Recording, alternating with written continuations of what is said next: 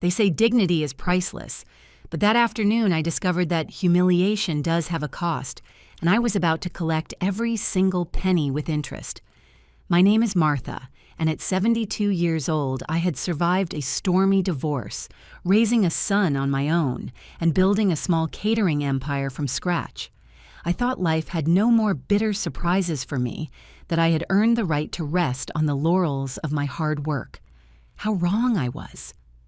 That Saturday, the sun beat down heavily on the event garden, but the chill I felt in my chest when my daughter-in-law pushed me into the shadows was colder than any winter I had spent in my loneliness.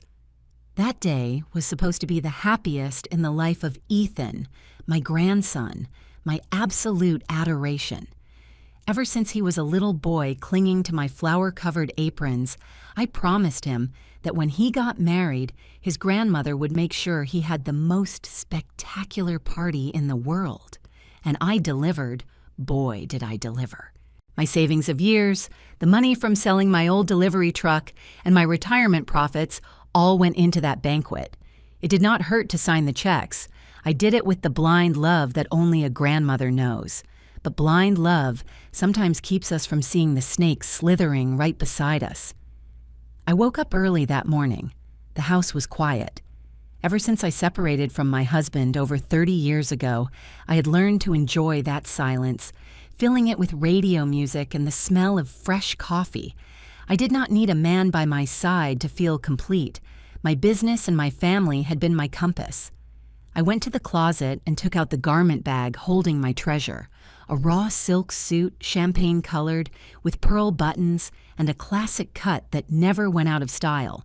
Or at least, that's what I thought. I bought it exactly 20 years ago for the college graduation of my son, Robert. I remember how hard it was to pay for it back then, working overtime and selling hundreds of sandwiches. That suit was not just fabric, it was a symbol of my resilience, of my ability to provide elegance in the midst of scarcity.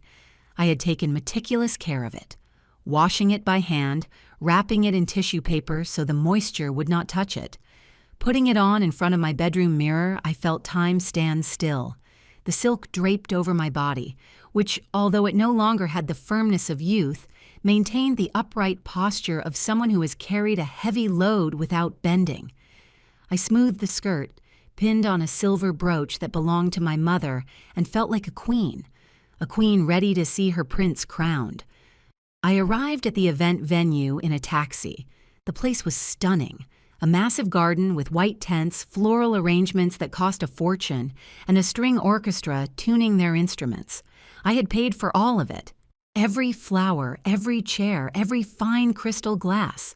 Robert, my son, had thanked me with a quick hug weeks earlier, always with that evasive look he got whenever his wife, Lauren, was around. Lauren, a 40-something woman obsessed with social media and the appearance of a perfect family that only existed in her head and in the airbrushed photos she posted online. We never got along, but for the love of my son and grandson, I had learned to bite my tongue. I maintained a prudent distance, a cold diplomacy, but that day, diplomacy was going to shatter into 1,000 pieces. I walked into the garden with a wide smile, searching for Ethan. I wanted to see him before the ceremony, give him my blessing, and tell him how proud I was. The guests were starting to arrive, young people, friends of the couple, and some distant relatives. I walked with a steady step, feeling the soft rustle of my silk suit. I felt elegant, appropriate, a respectable matriarch. Suddenly, a hand grabbed my arm with unnecessary, almost aggressive force. I turned around and met Lauren's eyes. She was wearing a blood-red dress, way too tight, and heavy makeup that tried to hide the fine lines that bitterness had tattooed on her face. She did not smile at me. Her gaze looked me up and down, stopping with pure disgust on my champagne suit, my comfortable low-heeled shoes, and my antique silver brooch. "Lauren?" I asked, confused by her grip. "What is going on? Where is Ethan?" She did not answer right away. She looked around as if making sure no one important was watching us, and dragged me, literally dragged me, to a secluded corner behind an ivy-covered column, far from the main entrance where the photographer was capturing the guests arriving. "Can you tell me what you are wearing, Martha?" she whispered, but her whisper was like the hiss of a viper. "What is that? A costume from a 90s horror movie?" I felt like I had been slapped. My hand instinctively went to the pearl buttons of my jacket. "It is my silk suit," I replied, trying to keep my voice steady, though my heart was pounding. "It is a fine suit, Lauren. I wore it for Robert's graduation and—" "Exactly," she cut me off, her eyes wide. 20 years ago. It smells old, Martha. It smells like mothballs and poverty." "It does not smell like anything," I defended myself, feeling the heat rise to my cheeks. "I took it to the dry cleaner just last week. It is pure silk, not some rag." "It is a rag for this wedding," she declared, bringing her face close to mine. I could smell her expensive, sickeningly sweet perfume. "Listen to me closely. This wedding is going to be on the social media stories of very influential people. My friends, the country club ladies, Robert's business partners, everyone will see the photos. I cannot allow you, looking like an outdated old woman, to ruin the aesthetic I worked so hard to plan."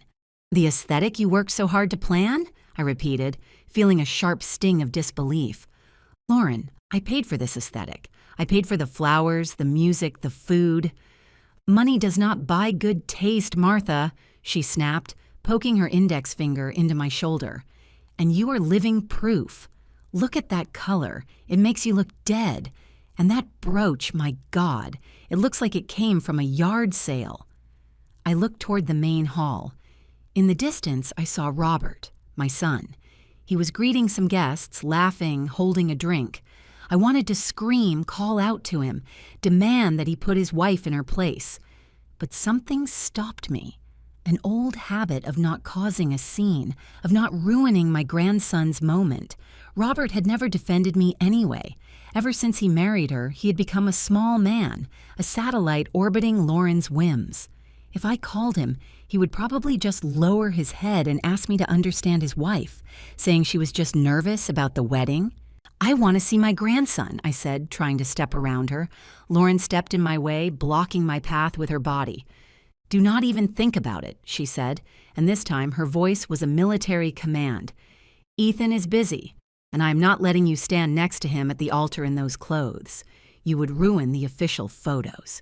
Those photos are forever, Martha. Do you want your grandson to be embarrassed every time he opens his wedding album and sees his grandmother dressed like a homeless person?" The word homeless echoed in my head. Me, the woman who had worked 18-hour days for years, so they would never lack anything. Me, who had loaned them the money for the down payment on their house, money they never paid back. Me, who was paying for the luxury banquet that would be served in a few hours.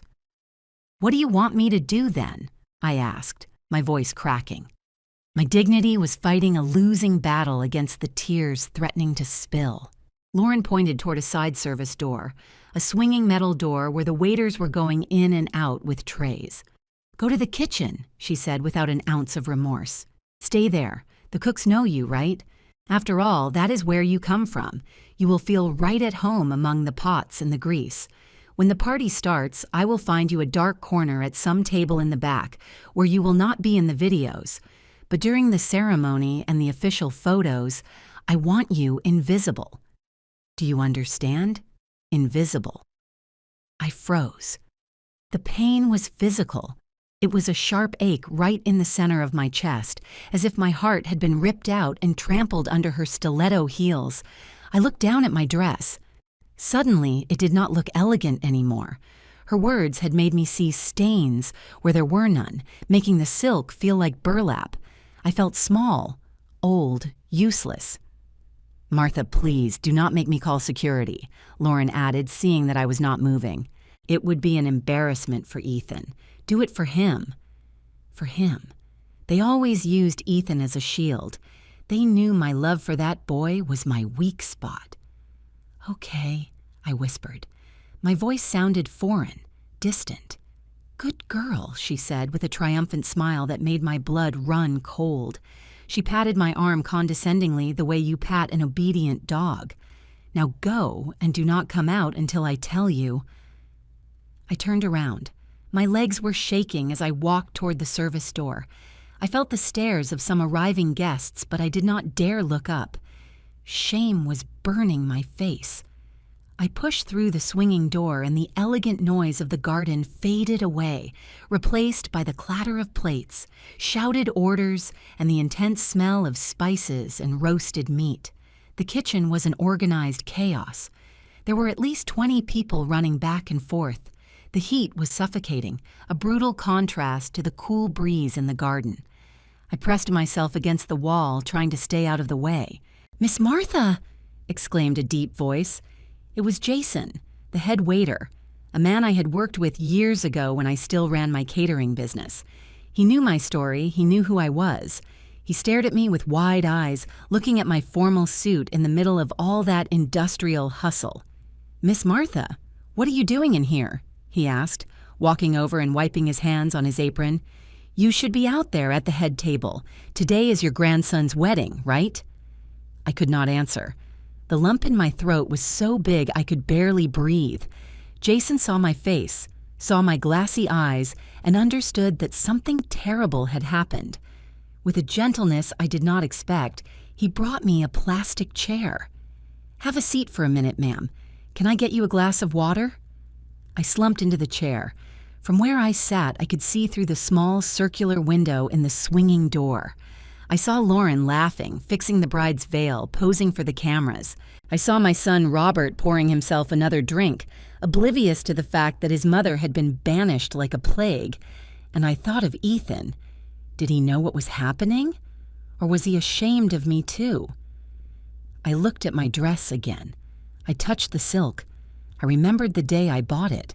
I remembered the feeling of triumph seeing my son graduate. I remembered every sacrifice. "Your rags will ruin the photos," she had said.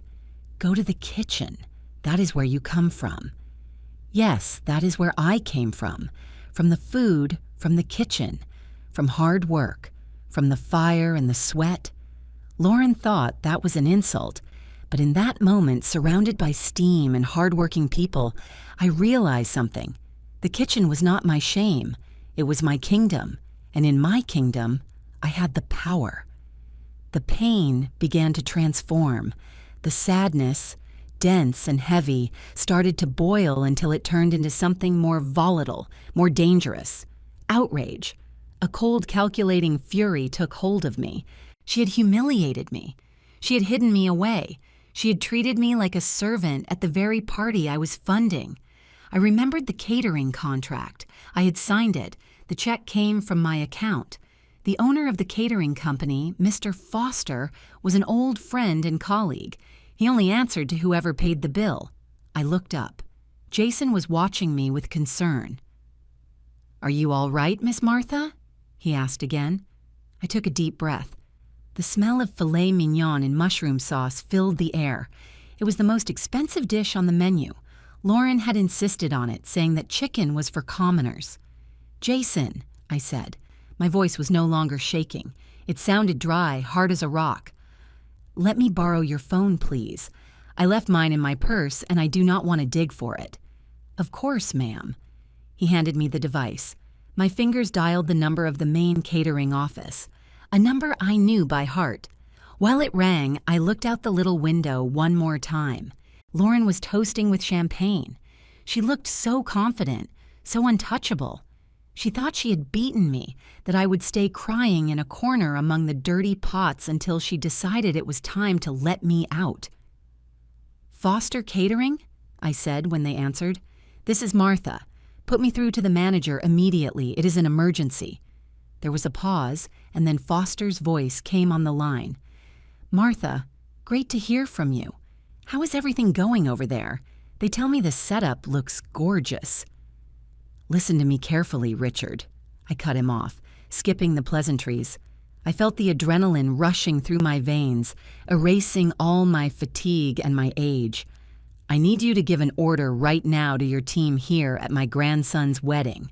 "Sure thing. Whatever you need. Are you out of ice? Need more wine?" "No," I said, staring hard at the waiters preparing the appetizer trays. "I want them to stop everything. Excuse me? I do not understand. Stop the service, Richard. Absolutely everything. The waiters are not to take out a single glass or a single appetizer anymore. And have the head chef turn off the ovens. Martha, are you feeling okay? His voice sounded alarmed. The reception is about to start. If we stop now, the food will go bad. The guests... I know exactly what will happen, I replied, and a bitter, almost cruel smile formed on my lips. But it turns out that according to my daughter-in-law, my presence and my money smell like poverty. So I have decided to take my poverty elsewhere. And that includes the banquet I paid for. Martha, this is a massive contract. It is my contract, Richard. And if one more plate leaves this kitchen without my authorization, I will sue your company for breach of contract. I paid, I make the rules. Are we clear? There was a silence on the other end of the line, then a resigned sigh. You make the rules, Martha. I am calling the head waiter right now. I hung up the phone and handed it back to Jason. He looked at me with a mixture of terror and admiration. Ma'am, what did you just do? I stood up. I smoothed down my champagne silk dress. It no longer looked like an old rag to me. It now felt like a suit of armor. What I should have done a long time ago, Jason, I said, walking toward the back exit of the kitchen, away from the party, away from the humiliation. I just taught them that you do not bite the hand that feeds you. I stepped out into the fresh air, leaving through the back of the venue.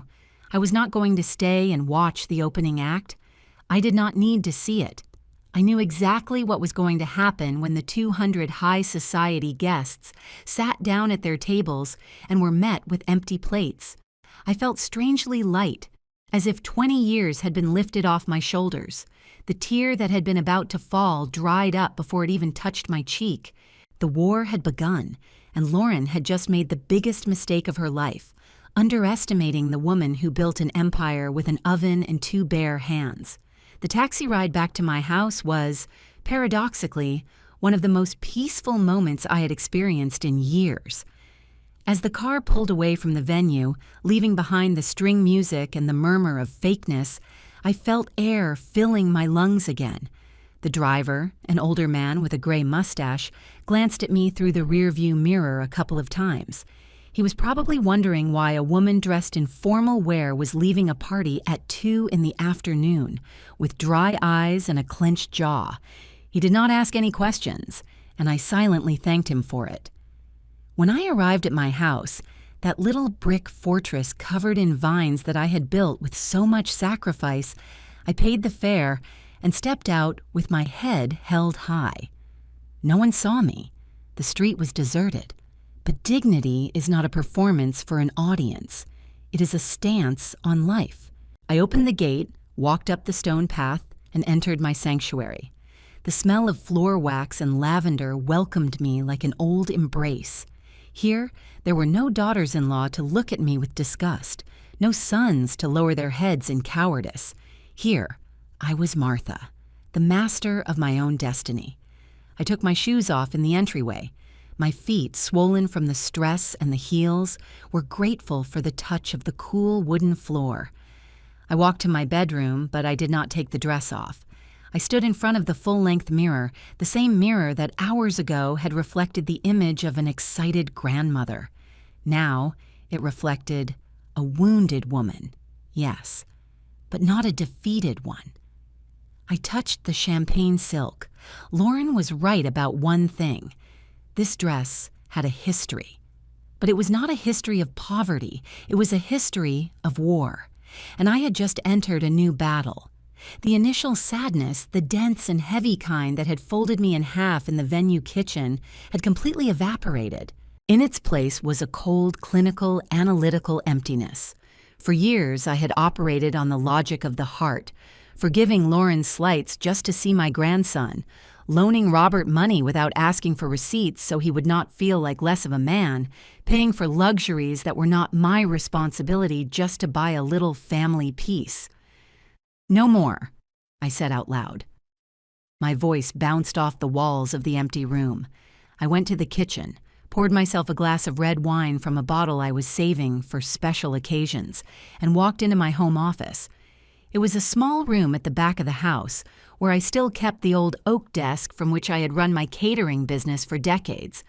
There were my ledgers, my invoices, and a gray metal safe built into the wall, hidden behind a painting of mountain landscapes. I sat in the leather swivel chair, which creaked under my weight like an old friend saying hello.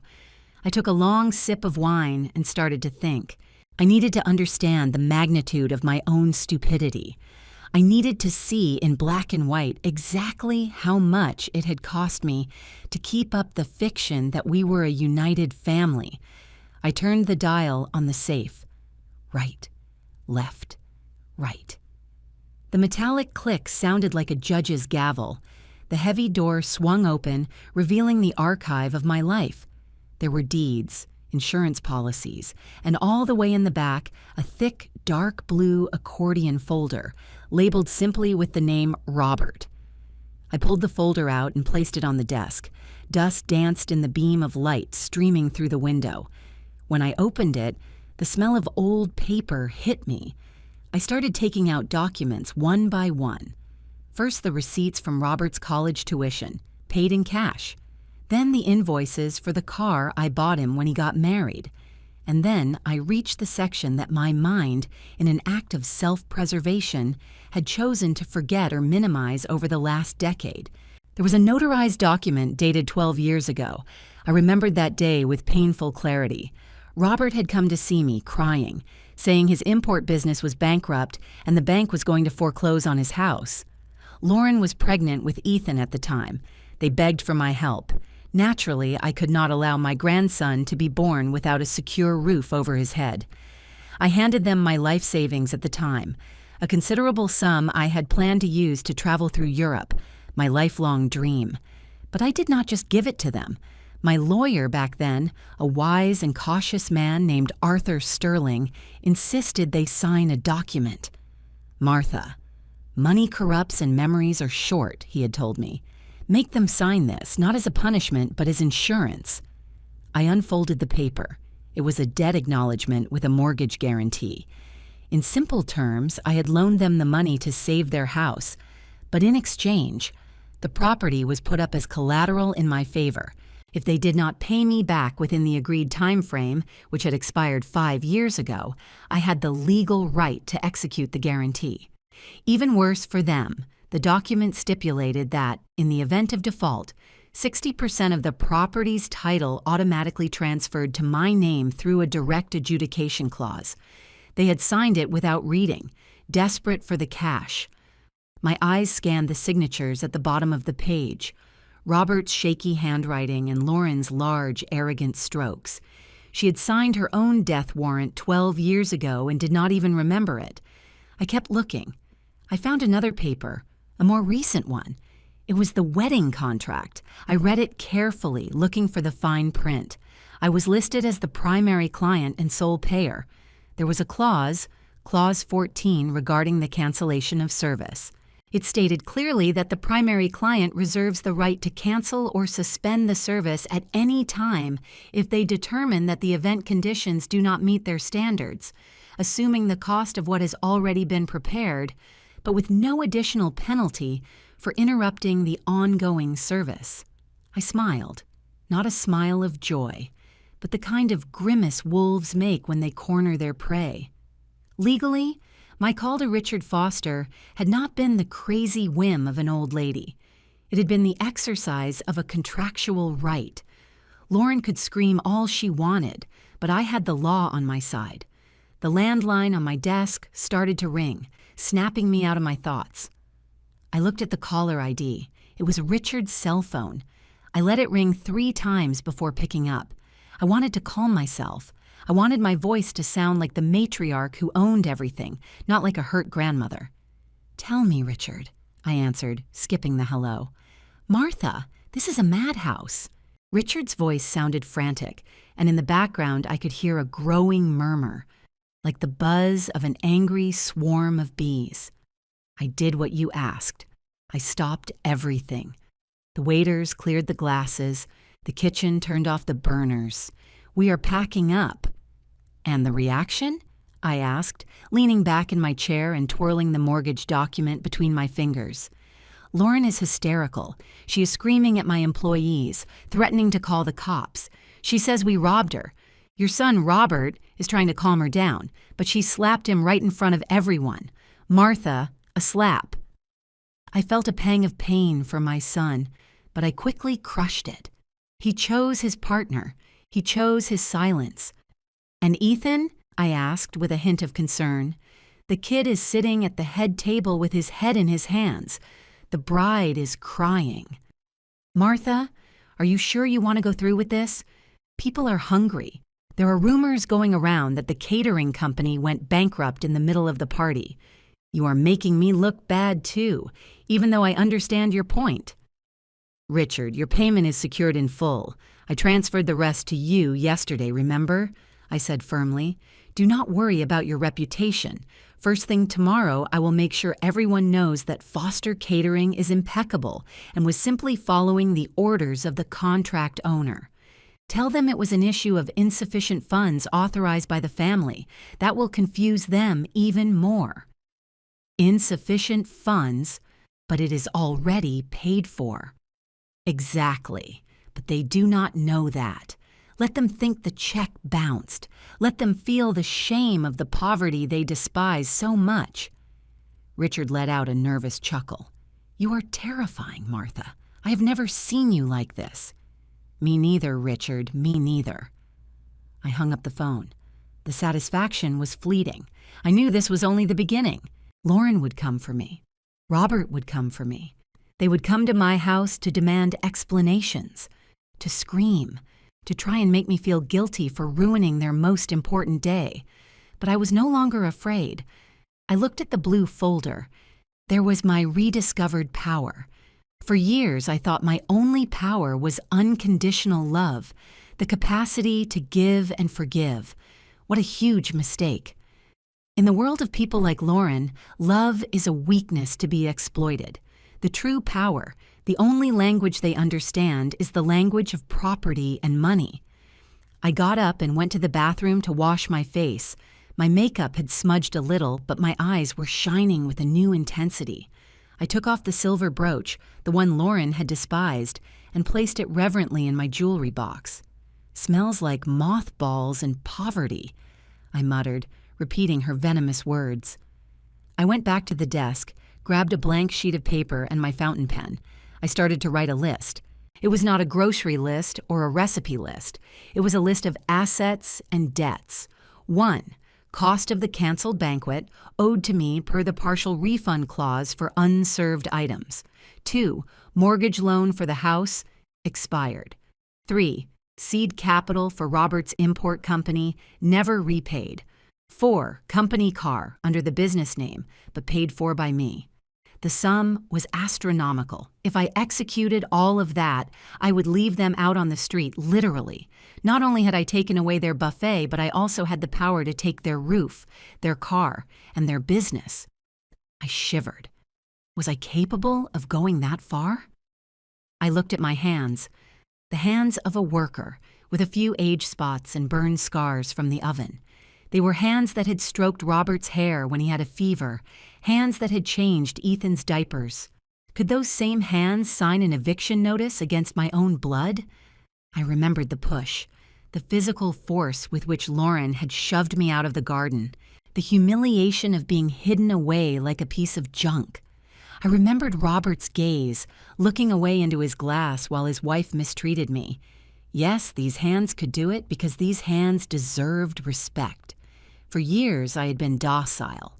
I was sweet Grandma Martha, the one who was always there, the one who never complained, the one who quietly pulled out her checkbook. That woman had died the moment the service kitchen door swung shut. The woman sitting at the desk now was Martha, the businesswoman who survived economic crises, who negotiated with tough suppliers, who built an empire. And that woman did not negotiate with emotional terrorists. The phone started ringing again. This time, it was not Richard. It was Robert's number. I let it ring. 1, 2, 3 times until it went to voicemail. Right after, it rang again and then again. The desperation on the other end of the line was palpable. I imagined the scene, the silent hall, the empty plates, the whispering guests, Lauren demanding that Robert fix his mother. I did not answer. I was not going to talk to them on the phone. If they wanted something, they would have to come to my turf. They would have to come to this house they despised for being old and small, and they would have to look me in the eye. I stood up and searched my paper address book for a number I had not dialed in years. Arthur Sterling's office? I asked when they picked up. Yes, I know it is Saturday. Tell him it's Martha. Yes, the catering lady. Tell him I need to see him urgently first thing Monday morning. I have some foreclosure documents I need to dust off. When I hung up, I felt a strange peace. The plan was set. This was not just about ruining a party anymore. This was about restructuring the family hierarchy. It was about teaching them that kindness is not a synonym for stupidity. I walked over to the window. The afternoon sun was beginning to set, painting the sky orange and purple. It was a beautiful sunset. I wondered what the wedding guests were eating right now. Probably cold pizza and an emergency takeout order if they managed to find anything open and available for 200 people. I poured myself another glass of wine. I sat in my favorite armchair and turned on the radio. An old ballad filled the room. I swear I am not lying. Everything I have, I owe to you. The irony of the lyrics made me let out a short, dry laugh. Everything they had, they owed to me, and it was time to collect. The homeless woman was about to become the owner of the bank. I waited patiently. I knew they would not take long. I would hear the engine of Robert's car at any moment, and when they walked through that door, they would run into a reinforced concrete wall dressed in silk. The silence in my house was thick, almost chewable, like the air right before a thunderstorm. From my armchair, with my now empty wine glass resting on the side table, I heard the unmistakable roar of my son's car engine. It was not the sound of a calm arrival. It was the sudden slam of the brakes, the screech of tires against the asphalt that betrayed an uncontrollable fury. I looked at the wall clock, that old pendulum that had marked the rhythms of my life for 40 years. It was 3:30 in the afternoon. They had taken less time than I calculated. Hunger and shame are fast engines, I thought, smoothing a non-existent wrinkle on my silk skirt. I did not move. I did not rush to the door like I used to, with that anxious motherly need to please. I stayed seated, my right hand resting on the blue folder, feeling the rough texture of the cardboard as if it were the hilt of a sword. The front door burst open. They did not even knock. I heard Lauren's heels clicking furiously against the wooden floor of the hallway, followed by Robert's heavy, dragging footsteps. "Martha!" Lauren's scream echoed off the walls, rattling the glass of the display cabinet where I kept my porcelain figurines. "I know you are here. Show your face." They appeared in the doorway of the living room like two ghosts from a nightmare. Lauren, who hours earlier looked like a magazine model, was now a picture of disaster. Her makeup was smeared from crying or sweating, creating dark streaks under her eyes that made her look manic.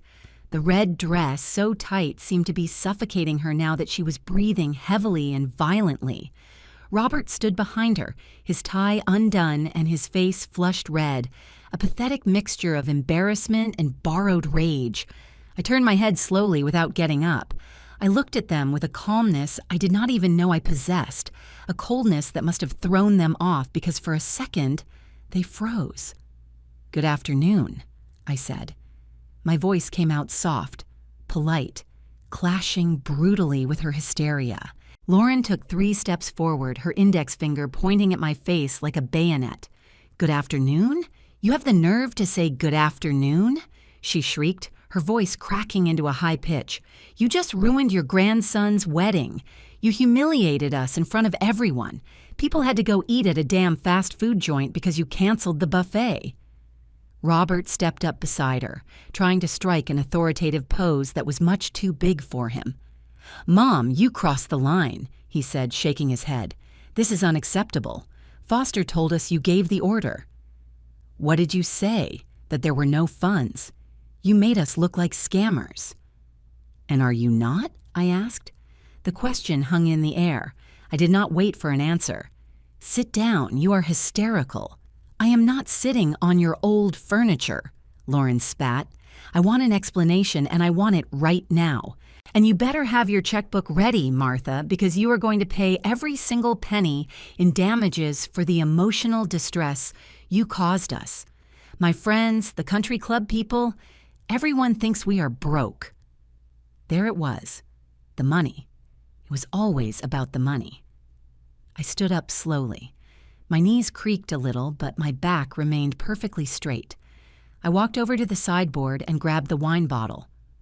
"I offered them the best I had," I said, pouring myself a little more, deliberately ignoring their empty glasses.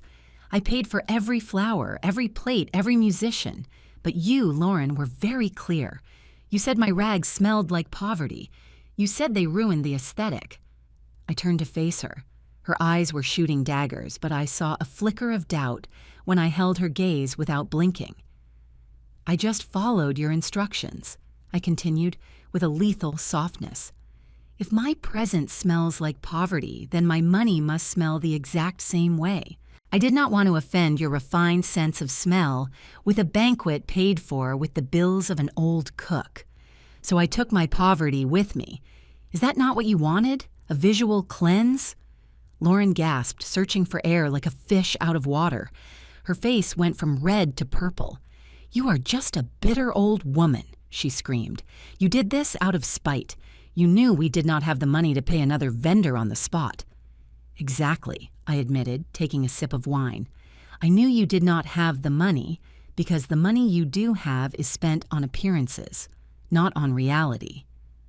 Robert took a step forward, his hands in his pockets, that same defensive gesture he had since he was a little boy caught in a lie. "Mom, please. Ethan is devastated. He left with his bride to the hotel. He did not even want to come here. How could you do this to him? He adores you." I felt a pang in my heart at the mention of Ethan, but I quickly drowned it out. Ethan was a good kid, but he was also a 25-year-old man who had allowed his mother to shove me into a kitchen. Silence is also complicity. "Ethan will survive," I said dryly. "He will learn that actions have consequences, a lesson that both of you, it seems, skipped in the school of life." Lauren started pacing back and forth across the living room, touching my things with disgust, as if looking for something to break. "This is not over," she muttered, talking more to herself than to me. "I am going to sue you. I will say you are senile, that you lost your mind, mental incapacity. Robert, call the lawyer tomorrow. Your mother cannot manage her money if she is doing crazy things like this." I smiled, a small, almost imperceptible smile. They were falling into the trap with astonishing ease. They were threatening the only person keeping a roof over their heads. "Mental incapacity?" I repeated, walking back to my armchair and picking up the blue folder. "Interesting theory, Lauren. Although I think a judge would find my decision to cancel a service that I hired myself to be very lucid. Clause 14 of the contract, I read it this morning. I do not give a damn about the contract." Lauren stopped in front of me with her hands on her hips. "Listen to me closely, old lady. You are going to fix this. You are going to transfer $50,000 to us right now to cover the costs of the new reception we are throwing next week. And you are going to apologize publicly. If you do not do it, I swear you will never see your grandchildren again. Never again." The final threat, the card they always played, the emotional blackmail. Once upon a time, that phrase would have made me cry. It would have made me pull out my checkbook with trembling hands. But that afternoon, I only felt disgust, a deep, visceral disgust. I looked at Robert. I waited for him to say something, to tell his wife, "Enough. You cannot talk to my mother like that." But Robert just stared at the floor, studying the pattern of the Persian rug, as if it were the most interesting thing in the world. His cowardice was more painful than Lauren's malice. $50,000? I asked, pretending to consider the amount. That is a lot of money. It is the bare minimum, Lauren assured me, seeing a crack in my armor, or so she thought. And I want control of Robert's company accounts. I know you still have signing authority. I want you to step down completely. You are just in the way now, Martha. Your time has passed. Now it is our turn to enjoy things. Enjoy things? I whispered. Of course. Have you worked that hard? I opened the blue folder on my lap. The sound of the paper unfolding was the only noise in the room for a few seconds. I pulled out the notarized document, that debt acknowledgement with a mortgage guarantee they had signed 12 years ago. The paper was yellowing around the edges, but the black ink of the signatures was still as dark and binding as the day it was pressed onto the page. "Robert," I said, ignoring Lauren, "do you remember this piece of paper?" My son looked up. He squinted, trying to recognize the document from a distance. "What is that?" he asked dismissively.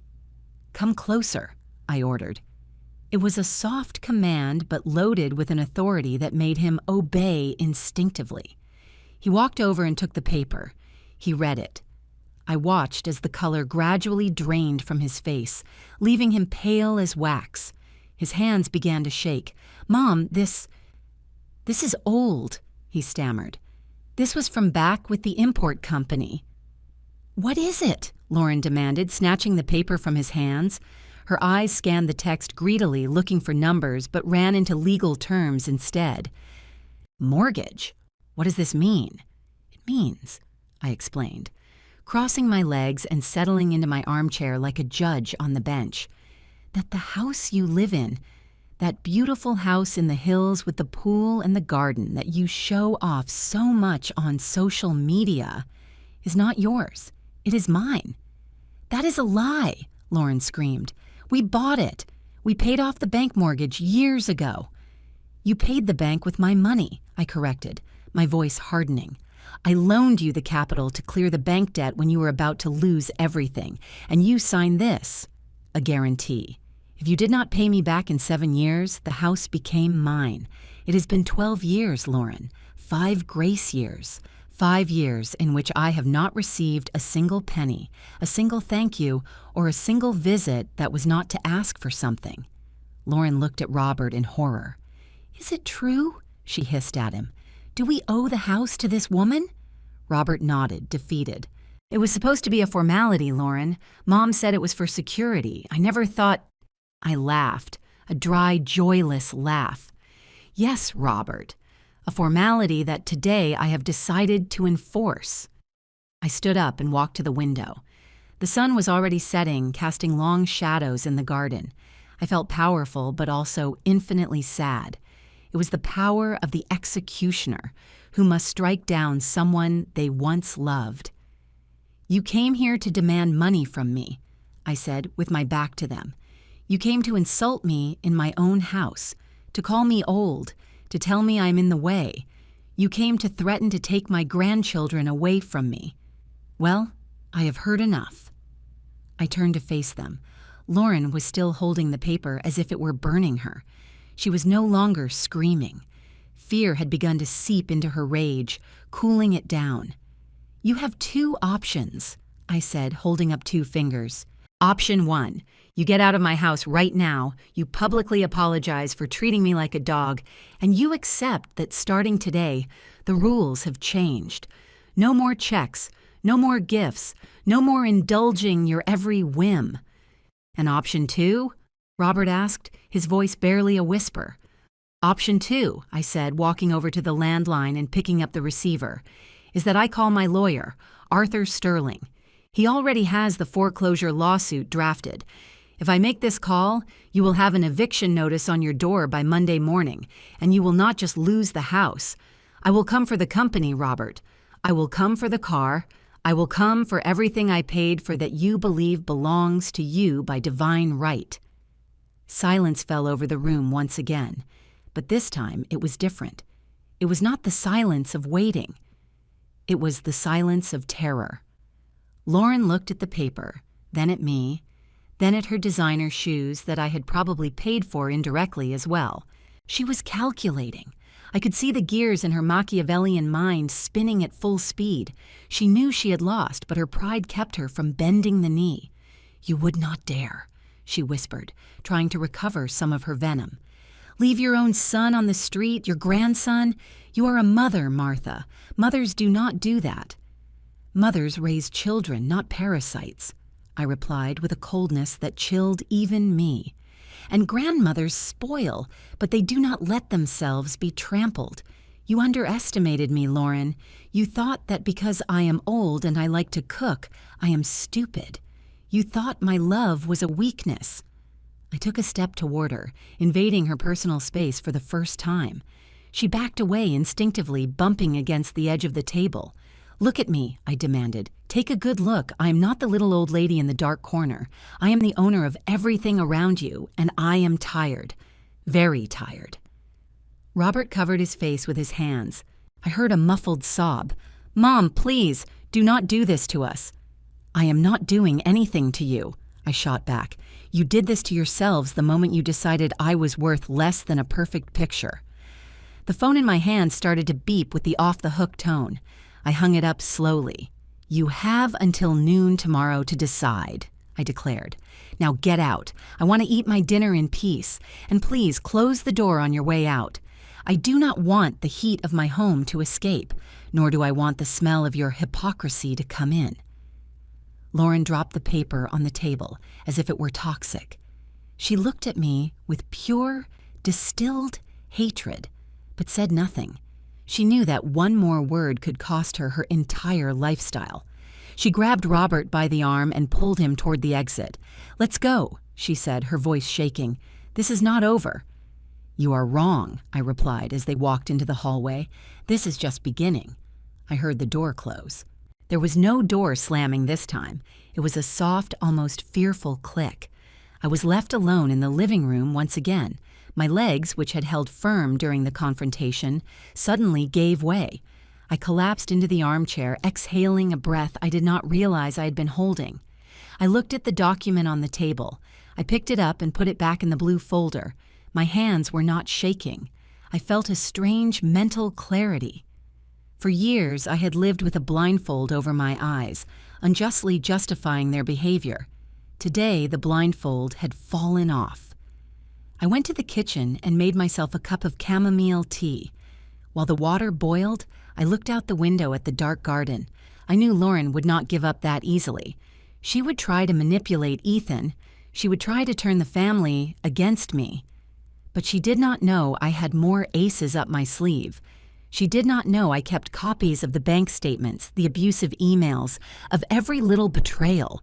That night, I slept like I had not in years, without the anxiety of whether they would like my gift, whether they would call me, whether I was enough. I knew the war would be long and dirty, but for the first time in my life, I was not fighting for their love. I was fighting for my dignity, and that was a battle I did not plan on losing. Tomorrow would be Sunday. A good day to go to church, thank God for giving me strength, and then meet with Arthur to prepare the final blow. Because if there was one thing I had learned in the kitchen, it was that dishes are best served when the ingredients have rested, and the knives are perfectly sharpened. Monday morning dawned with a leaden sky, gray and heavy, as if the atmosphere itself knew that irrevocable sentences would be handed down that day. I had not slept much, but I did not feel tired either. A strange electricity ran through my body, that same nervous energy I used to feel years ago before closing a major contract for my catering business. I woke up before dawn, took a cold shower to wake my senses, and put on my best tailored suit. A sober, impeccable navy blue ensemble. There was no more room for festive silks or champagne colors. That day, I was not a grandmother. I was a creditor. At exactly 8 o'clock, the doorbell rang with the British punctuality that characterized Arthur Sterling. My lawyer, a 70-year-old man with skin as weathered as the leather of his briefcase and eyes that had seen too much human misery, walked in and greeted me with a slight nod. We did not need many words. He knew what was at stake. He spread the documents over the mahogany dining table, aligning them with surgical precision. "Are you sure about this, Martha?" he asked, looking at me over his reading glasses. "Once you sign the execution notice and the civil lawsuit, there is no turning back. The legal machine is slow to start, but impossible to stop." "I have never been more sure, Arthur," I replied, pouring him a cup of black coffee.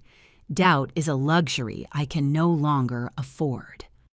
"They are on their way. I told them to come at 9. They brought the boy," he warned, looking out the window. "Your son's car just parked. I see Ethan getting out." I felt my stomach drop, a sudden wave of nausea. I knew they would use my grandson. Lauren was predictable in her cruelty. She knew Ethan was my Achilles heel, the only crack in my armor where she could try to bleed me dry. I took a deep breath, holding back the tears that wanted to fall at the betrayal of seeing my boy being used as a human shield. "Let them in," I said, hardening my jaw. "Let them all in." When the door opened, the air in the room shifted. Lauren walked in first, her head held high and an arrogant smile that did not reach her eyes. She was wearing massive sunglasses, probably to hide the ravages of a weekend of pure fury. Behind her came Robert, his head down, dragging his feet like an inmate walking to the gallows. And finally, Ethan. My grandson looked at me, and I felt my heart break. His eyes were red and swollen. He did not say hello. He stood by the doorframe, his arms crossed, radiating a mix of pain and resentment that hit me harder than any of his mother's insults. "Here we are, Martha," Lauren said, taking off her sunglasses with a theatrical gesture and tossing them on the sofa. "And we brought Ethan so you can have the decency to explain to his face why you decided to ruin the most important day of his life. Go ahead, tell him. Tell him it was just a whim of a senile old woman." Robert tried to intervene, placing a hand on his wife's shoulder. "Lauren, please do not start like this." "Shut up, Robert," she snapped at him. "Your mother declared war on us, so here are her soldiers." I remained standing at the head of the table, with Arthur on my right like a silent guardian. I did not look at Lauren. My eyes were locked on Ethan. "Have a seat, honey," I told him softly. "I do not want to sit down, Grandma," he replied, and his voice cracked. "I just want to know why. Why did you do that to us, my friends, my wife's family? Everyone thinks we are crazy or broke. It was a horrendous humiliation.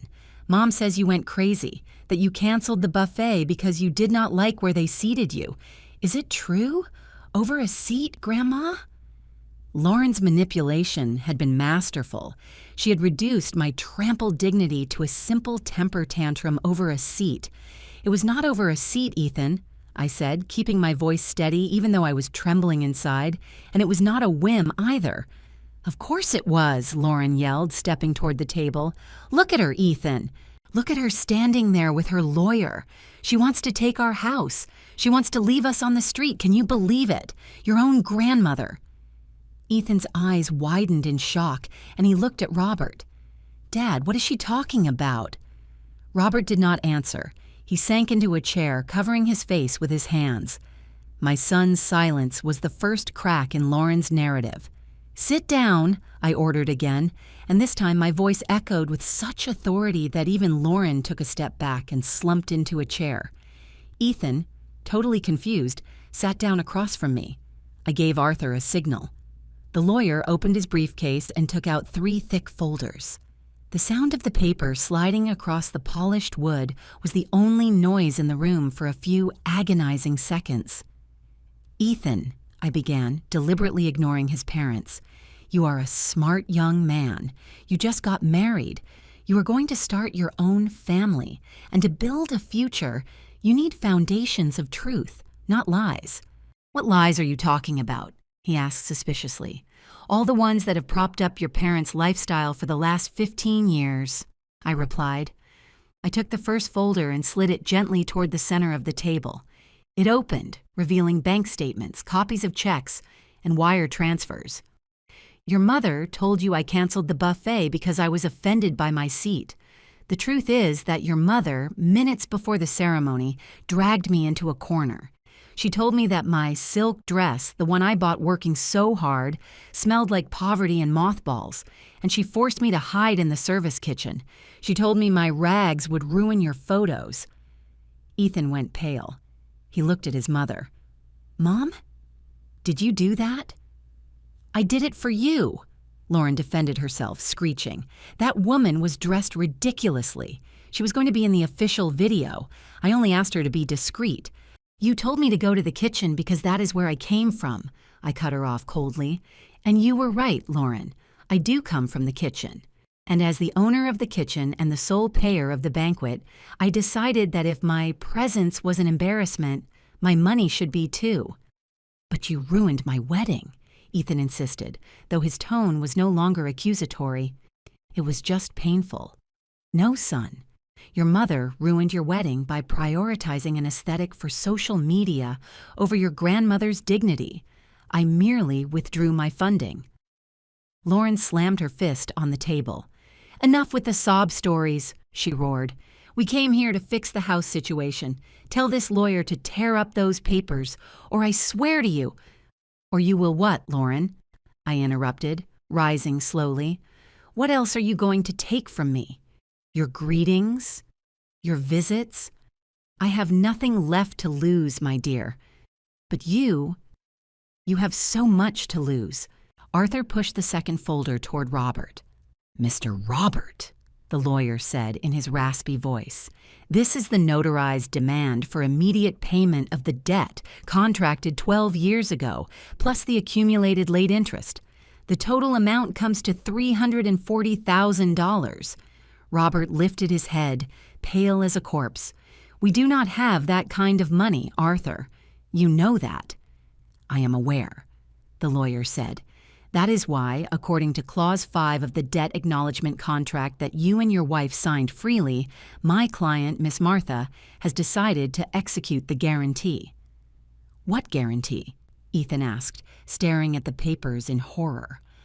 "The house, Ethan," I said. "The house in the hills where you grew up. The house your parents claim is theirs. It never was. I paid off the mortgage when the bank was about to foreclose on them. They signed a paper saying that if they did not pay me back, the house would revert to me. And they never paid. Not a single cent." Lauren jumped to her feet, her eyes bulging. She looked like a cornered wild animal. "It is a trap," she screamed, pointing at me. "You tricked us. You said it was to help us." "And I did help you," I replied relentlessly. "You lived for 12 years for free in a mansion. 12 years of vacations, new cars, designer clothes, all funded because you did not have to pay a mortgage or rent. You lived like rich people off the money of this old cook. But the party is over, Lauren. You cannot throw us out," she shrieked. "It is our home.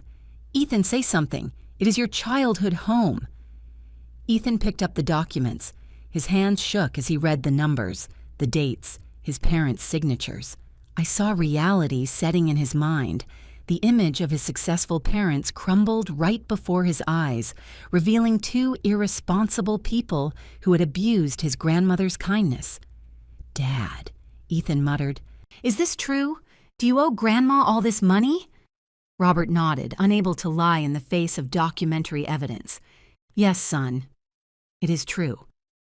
"And not only that," I added, tossing the third and final folder. "It was the coup de grace, the final bomb I had saved. Arthur, explain the situation with Robert's import company." Arthur adjusted his glasses and read in a monotone voice. "Miss Martha owns 51% of the company's shares, since she provided the initial capital and the cash flow injections during the financial crises of 2015 and 2019. As the majority shareholder, she has convened an extraordinary board meeting for this morning at 11. The only item on the agenda is the dismissal of the current general manager, Mr. Robert, and the dissolution and liquidation of the company's assets." The silence that followed was absolute. It was the silence of the end of the world. Robert looked at me, and for the first time I saw real fear in his eyes. Not fear of losing money, but fear of losing his identity. Without the house and without the business, Robert was nothing. "Mom," he whispered, "the company is my life." "No, Robert," I corrected him sadly. "The company was my investment. You were just playing boss, and you have been a terrible manager. You siphoned corporate funds to pay for your wife's luxuries. I have the audits right here. I could sue you for fraudulent management and send you to jail, but I will not do that because you are still my son. I am just going to shut the company down. The game is over." Lauren slumped back into her chair, completely defeated. Her face, once full of fury, was now a mask of sheer disbelief. She realized she had pushed too hard, and the wall had collapsed on top of her. She had awakened a sleeping giant. "Ethan," I said, turning my attention back to my grandson, who was staring at the table like he was watching a train wreck. "I am sorry you have to find out this way, but I will not allow them to keep living off my blood while they spit in my face." Ethan stood up slowly. He looked at his mother, then at his father. There was disappointment in his eyes. A deep, painful disappointment that changes people forever. "You told me Grandma was crazy, Mom," Ethan said, his voice hoarse. "You told me she hated us, but it turns out you guys have been stealing from her for years." "It is not stealing. It is family," Lauren tried to justify, but her voice was a weak thread. "No," Ethan cut her off. "Family is what Grandma did for us. This is parasitism." Ethan turned to face me. His eyes filled with tears, but this time they were tears of his own shame. He walked over and took my hands, those old spotted hands that Lauren despised so much. "Forgive me, Grandma," he said, his voice breaking. "Forgive me for not looking for you in the kitchen. Forgive me for believing their lies. I am an idiot." "You are not an idiot, my love," I told him, stroking his cheek and feeling that finally I was getting back some of what I had lost. "You are just young, and you trusted your parents. That is completely natural." I looked at Robert and Lauren. They were destroyed. The arrogance had evaporated, leaving only the harsh reality of their failure. "You have 30 days to vacate the house," Arthur announced, snapping his briefcase shut with a sense of finality. "That is a generous time frame considering the circumstances. The official notice will arrive tomorrow. I suggest you start packing." Lauren looked up. Her mascara was running all over her face. She looked like a sad clown.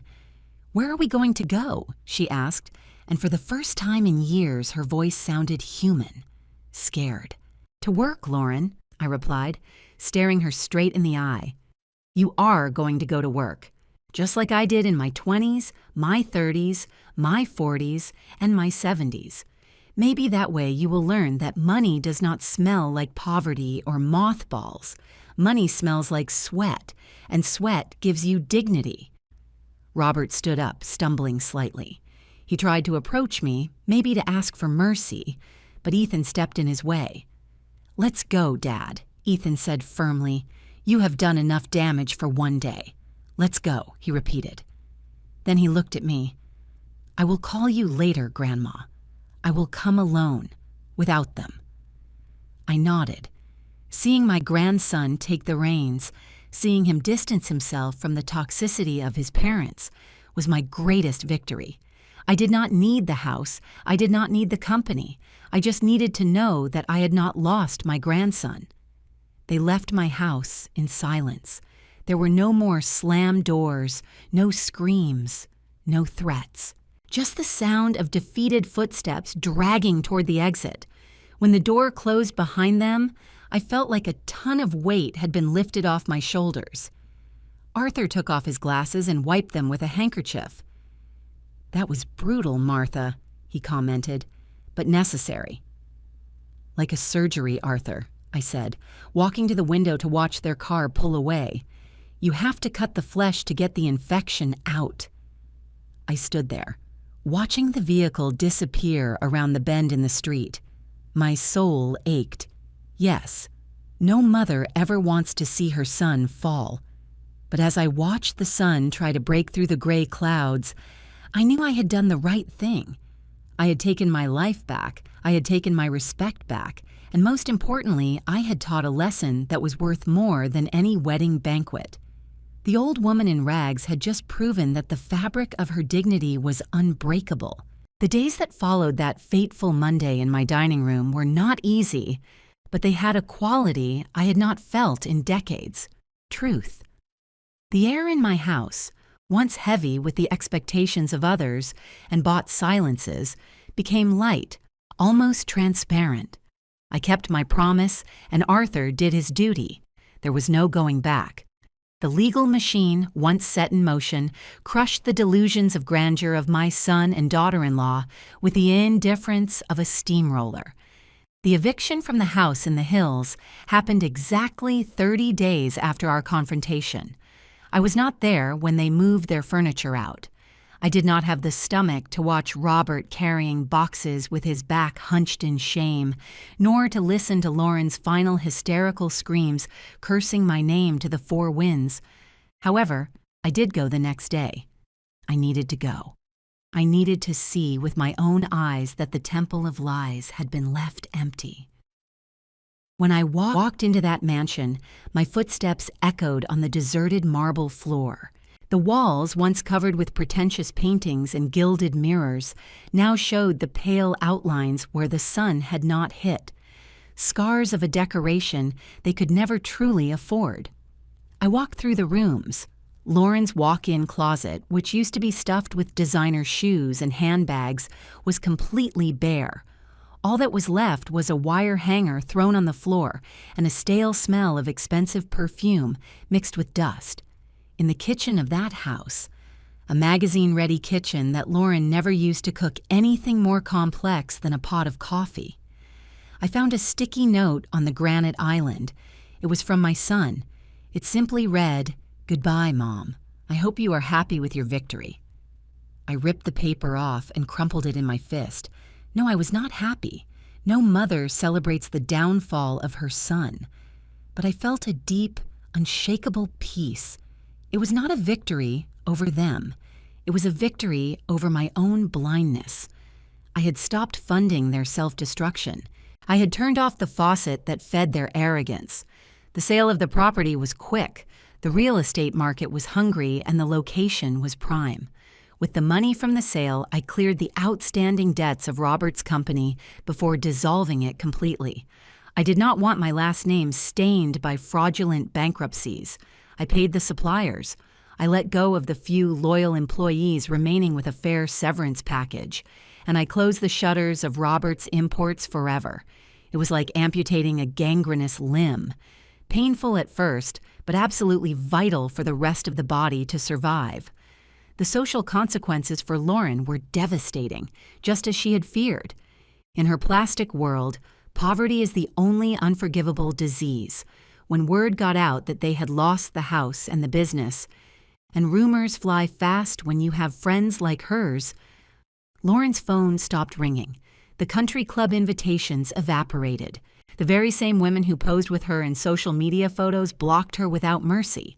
She discovered, in the hardest way possible, that nobody actually liked her. They liked her status, her access, her appearance. Without the stage that I paid for, the actress no longer had an audience. I heard through an old acquaintance that they moved into a 2-bedroom apartment in a working-class part of the city. A decent place, but a far cry from the luxury they had grown so accustomed to. Robert got a job as a sales manager at an auto parts company. A real job with real hours, with a boss who was not his mother and who actually demanded results. Lauren, for her part, had to step down from her stiletto heels. The last I heard of her, she was working at the front desk of a beauty clinic, forcing smiles for clients who could actually afford the treatments she could no longer pay for. Life, with its masterful irony, had put her to work serving the very people she used to try to impress. But the real transformation did not happen to them. It happened to Ethan and me. My grandson kept his word. He walked away from his parents' toxicity with a maturity that surprised me. His marriage, born under the shadow of that scandal, miraculously survived, Maybe because his wife, a girl named Emily, turned out to be much more sensible than I thought. She was also completely fed up with Lauren's pretensions. Together, they rented a small studio apartment and started from scratch. Ethan came to see me 2 weeks after the eviction. I was in my garden pruning the rose bushes when I saw him arrive. He did not bring the sports car his father used to lend him. He walked all the way from the bus stop. "Grandma," he said, standing on the other side of the gate. I took off my gardening gloves and opened the gate for him. We hugged in silence. It was a long hug, where all the apologies that words could never cover were spoken. "I quit the job my dad got me," he told me while we drank lemonade on the porch. "It was a ghost position, Grandma. I did not do anything and I collected a paycheck. I was ashamed. Now I am working at a restaurant in the admin department. I am learning how costs are managed, how inventory works. The real business." I smiled. The seed had fallen on fertile soil after all. "That makes me happy, kiddo. Honest work is the only pillow where you can truly sleep peacefully." "I want to ask you for something," he said, looking down at his hands. "I do not want money. I do not want loans. But I want to know if someday you could teach me your recipes. The real ones, the ones you used to build your business." I felt a warm emotion well up in my chest. "My recipes are not state secrets, Ethan. Of course I will teach you, but on one condition. You chop the onions." He laughed, a clean, young laugh. "Deal." From that day on, my Sundays came back to life. Ethan and Emily would come over to eat, and my once solitary kitchen was filled with steam, the smell of spices, and laughter. I taught them how to make my famous beef pockets, the slow-roasted meat, the desserts that had paid for his father's education. I got my grandson back, not with checks, but with flour and time. With the money recovered from the foreclosure and the sale of the assets, I did something I should have done 20 years ago. I went to a travel agency and bought a plane ticket. First class. Destination, Italy. I had always dreamed of touring Tuscany, eating handmade pasta in little stone villages, watching the sunset over the vineyards. But I had always put it off. First Robert's College, I used to say. First the kids' house. First the wedding. There was always a first that was never me. That constantly postponed woman died the day I was locked in the kitchen. The new Martha did not ask for permission. The trip was a revelation. I walked through the streets of Florence in my comfortable shoes. I ate gelato completely guilt-free, and I toasted with strangers in a language I could barely string 2 words together in. I felt alive. I felt like a woman, not just a mother or a grandmother. I realized that life does not end at 70. It ends when you stop respecting yourself. In a small boutique in Rome, I saw a dress. It was deep blue silk, elegant, with a perfect drape. I went in and tried it on. I looked at myself in the fitting room mirror. The silk did not hide my wrinkles or the flabbiness of my arms, but it highlighted the sparkle in my eyes and the firmness of my posture. "Beautiful," the saleswoman said. "Yes," I replied, smiling at my reflection. "It smells like freedom." I bought it. Not for a wedding, not to impress anyone. I bought it to have dinner alone that night at the best restaurant in the city, celebrating my own company. When I got back to my house, I found it just as I had left it. Small, cozy, mine. I no longer felt the need to fill it with the presence of people who did not value me.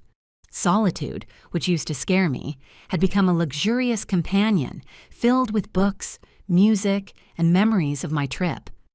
Robert called me a few months ago. It was a brief, tense call. He told me Lauren had left him. Apparently, without money and status, the love of his life could not withstand the test of reality. He was living alone in a studio apartment, depressed. He asked me for money, just a little bit to start over. I took a deep breath. The old Martha would have run straight to the bank. The old Martha would have thought, "Poor thing, he is all alone. It is my duty." But I looked at my hands. Those hands that had worked hard, that had signed the sentence of my liberation, and I knew that helping him would only sink him again. "No, Robert," I told him calmly. "I am not going to give you money. You have your health, you have a job, and you have 2 hands. Use them. If you want to come over for dinner on a Sunday, my doors are open. There will be a hot meal, but the checkbook is closed forever." He hung up without saying goodbye. It hurt me. Of course it hurt me. But the pain of watching a son grow up at 50 years old is a necessary pain. Maybe now that he was alone and without a safety net, he would finally learn how to walk on his own.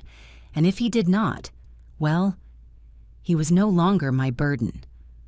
Today, as I write this sitting at my oak desk with a glass of Chianti I brought back from my trip, listening to an old ballad on the radio, I look back and I do not see ruins. I see foundations.